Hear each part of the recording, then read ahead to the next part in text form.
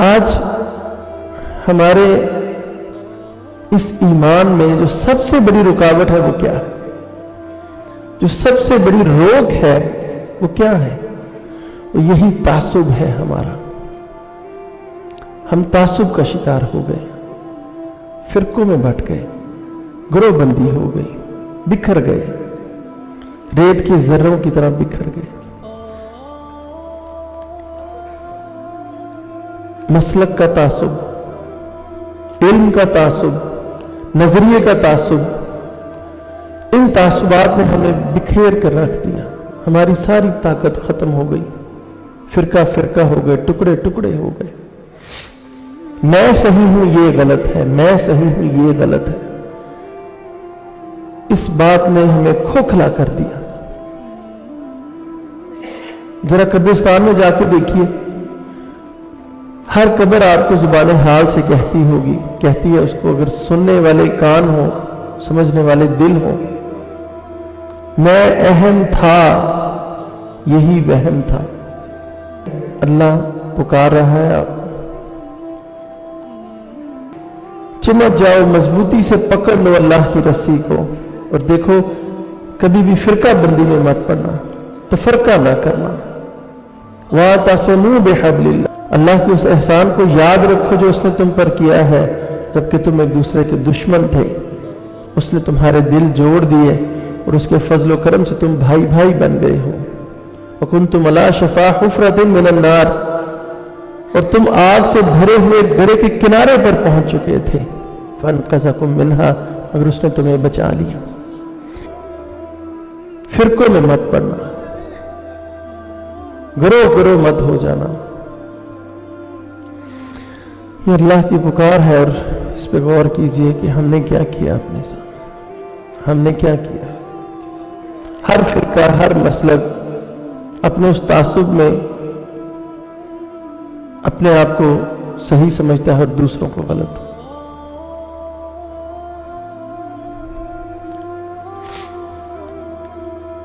تھوڑا سا فقہی علم، فقہی مسائل جان کر ہم تلوار ہاتھ میں لے لیتے ہیں اور دوسرے لوگوں کی انا کی گردنیں کاٹنا شروع کر دیتے ہیں، اور آج تک کبھی اصلاح نہیں ہوئی اس طریقے سے۔ ان لمبے لمبے مناظروں سے، لمبی لمبی بحثوں سے کبھی اصلاح نہیں ہوئی معاشرے میں۔ ہمیشہ نفرت ہی پھیلی اس میں، ہمیشہ بغض اور نا اتفاقی ہی آئی اس وجہ سے۔ کبھی آپ مثال دیکھ لیجئے، کبھی اس میں خیر نہیں نکلی۔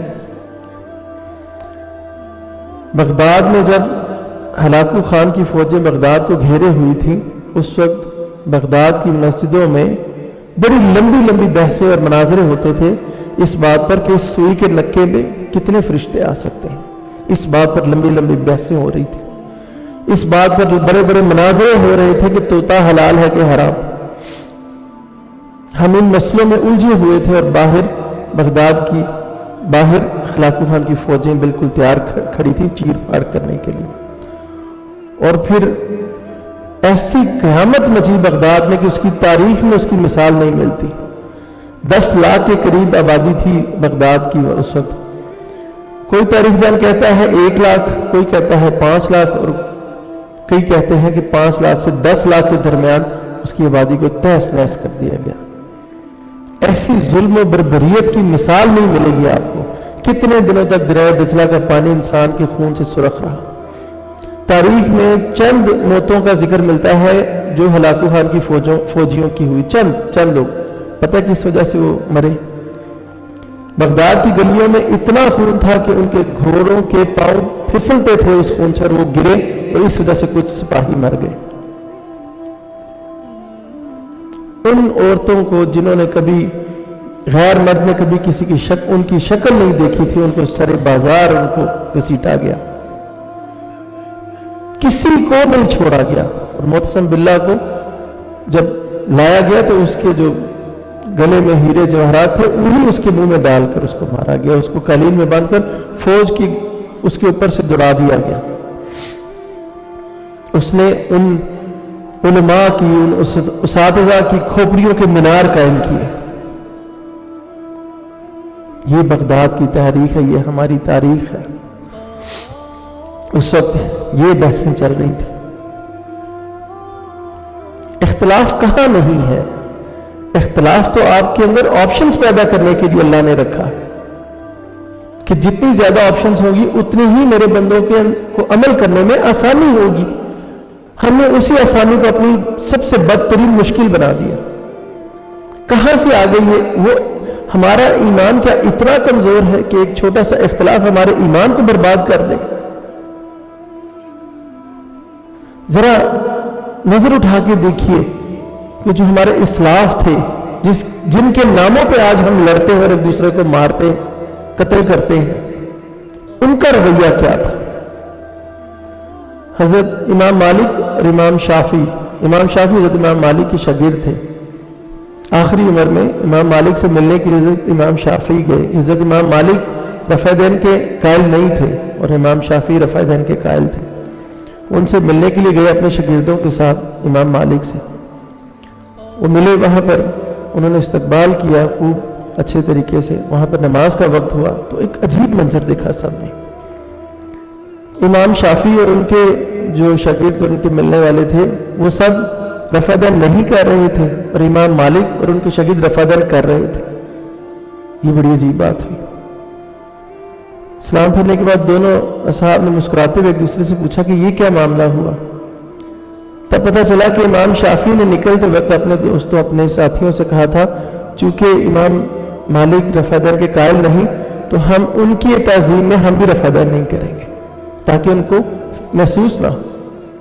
اور ادھر امام مالک نے یہی پلان اپنے ساتھیوں کے ساتھ بنایا کہ چونکہ وہ رفع دین کے قائل ہیں تو ان کی تعظیم میں ہم رفع دین کریں گے. انہوں نے رفع دین چھوڑ دیا اور وہ رفع دین کر رہے تھے. اس مثال کو سامنے رکھیے، کوئی اختلاف کی گنجائش رہ جائے گی. حضرت عمر فاروق کا دور تھا اور حضرت علی رضی اللہ تعالیٰ عنہ کا بارے کے لیے ایک شخص نے حضرت علی کے خلاف ایک مقدمہ پیش کر دیا. حضرت علی رضی اللہ تعالیٰ عنہ آئے اپنے مقدمے کی پیروی کے لیے، مجلس میں آئے اور حضرت علی رضی اللہ عنہ اپنی اس مخصوص جگہ پر جا کر بیٹھنے لگے. حضرت عمر رضی اللہ عنہ نے کہا کہ ابو حسن آج آپ اپنی اس جگہ پر نہیں بیٹھیں گے، آج آپ اپنے فریق کے ساتھ بیٹھیے، آج آپ برابری ہوگی اس فلاں بن فلاں کے ساتھ بیٹھیے. حضرت علی نے سنا تو ان کے چہرے کا رنگ بدل گیا، صاف نظر آیا ان کے ایکسپریشن سے کہ ان کو یہ بات بری لگی. بہرحال مقدمہ ہوا، حضرت عمر نے فیصلہ کیا. حضرت علی جانے لگے تو حضرت عمر نے کہا کہ ابو حسن لگتا ہے آپ کو میری بات بری لگی کہ میں نے آپ کو آپ کی جگہ سے اٹھا کر اس کے ساتھ بٹھایا. اب غور کیجئے ان الفاظ پر، ہم کیا تھے اور آج کیا ہیں.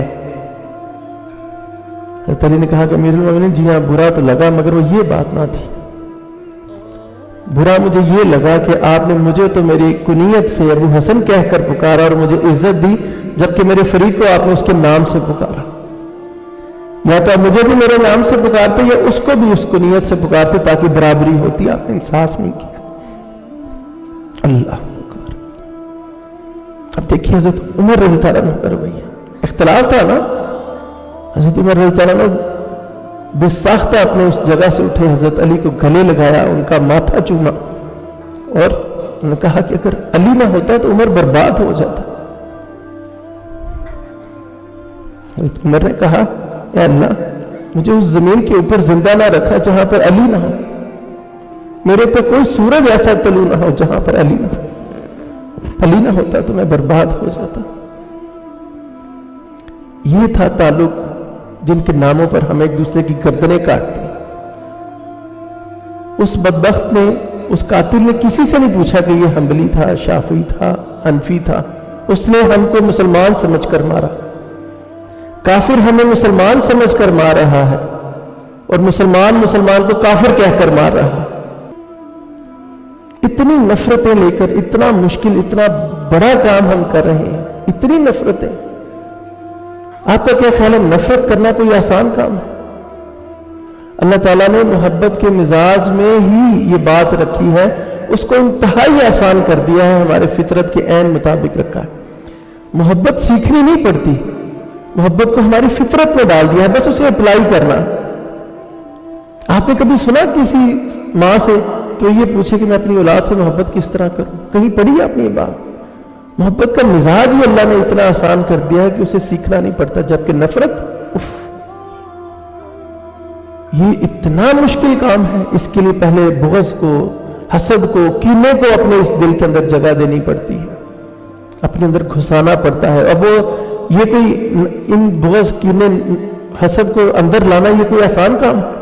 انگاروں کو لوٹتا ہے انسان، آگ میں جلتا رہتا ہے، پھر جا کے اس دل میں جگہ ملتی ہے حسد کو، کینے کو، بغض کو، اور پھر انسان اس میں نفرت پالتا ہے، اس کو سیکھتا ہے، باقاعدہ ایڈاپٹ کرتا ہے، اور اپنی فطرت اور اپنے ضمیر پر جبر کر کے اس نفرت کو استعمال میں لاتا ہے۔ کتنا مشکل کام ہے۔ کوئی معاشرہ، کوئی سماج اچھے لوگوں سے، جو سچ کی تلاش کرنے والے ہیں، اس سے خالی نہیں ہے۔ ہم نے اپنے ان تعصبات کے پیچھے لگ کر اس کی اسلام کا اصل چہرہ ہم نے گم کر دیا۔ لوگ تو سننا چاہتے ہیں، ہم ہی سو گئے داستاں کہتے کہتے، زمانہ بڑے شوق سے سن رہا تھا، ہم ہی سو گئے داستاں کہتے کہتے۔ مزاج نبوی کیا ہے؟ ہم اتنی محنت کر کے فقہی مسائل کو سیکھتے اور ساری زندگی انہیں پر لگا دیتے ہیں، تھوڑی سی محنت اور کیجیے، سیرت نبوی کو بھی کبھی پڑھ لیے تاکہ مزاج نبوی سے آشنا ہو جائے۔ بہت آسان ہے بھرم رکھنا، لوگوں کو سکھ دینا۔ آپ صرف لوگوں کی باتیں سن کر لوگوں کو سکون دے سکتے ہیں۔ صرف آج آپ قبرستان میں دیکھیے، کئی لوگ آپ کو نظر آئیں گے قبروں سے باتیں کرتے ہوئے۔ قبریں باتیں نہیں کرتی جی، وہ قبر کے اندر جو کبھی زندہ تھا، اس کی خواہش تھی کبھی کہ میں باتیں کروں، وہ خدمتوں کی قضائیں تھی جو ہو گئی ہم سے، اور پھر ہم اس کی اپنی دانش میں اس قضا کو ادا کر رہے ہیں۔ عبادت کی قضا ہے، خدمت کی کوئی قضا نہیں۔ یہ سوچ ہمیں لے کر بیٹھ گئی کہ صرف میں ہی ٹھیک ہوں، باقی سب غلط ہے۔ جب ہم انہی نفرتوں کے ساتھ کل قیامت کے دن حضور صلی اللہ علیہ وسلم کے سامنے حاضر ہوں گے تو ان کی نظروں کا کیسے مقابلہ کریں گے؟ انہوں نے ہم سے پوچھ لیا، یہ کہاں سے لے آئے تم میرے نام پر نفرتیں؟ میں نے تو محبت کے سوا کوئی پیغام نہیں دیا۔ کیسے سامنا کریں گے ان کی آنکھوں کا؟ ایک اور قیامت نہ آ جائے گی؟